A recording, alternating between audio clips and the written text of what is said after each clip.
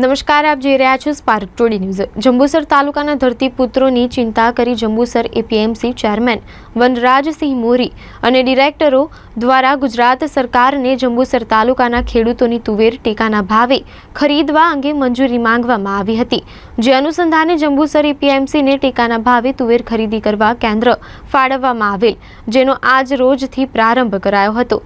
વિદ્વાન બ્રાહ્મણ દ્વારા પૂજા વિધિ કરી તુવેર ખરીદીનો પ્રારંભ કરાયો હતો, જેમાં કંબોઈ વિદ્યાનંદજી મહારાજ, ચેરમેન વનરાજસિંહ મોરી, વાઇસ ચેરમેન કિરણભાઈ પટેલ, સંજયભાઈ સોલંકી, સંજયભાઈ સિંધા સહિત એપીએમસી ડિરેક્ટરો અગ્રણીઓ સહિત ઉપસ્થિત રહ્યા હતા। જંબુસર ખેતીવાડી ઉત્પન્ન બજાર સમિતિના ચેરમેન વનરાજસિંહ મોરી, હું વાઇસ ચેરમેન કિરણભાઈ પટેલ, વેળાદ જિલ્લા પંચાયતના સભ્ય સંજયસિંહ સિંધા,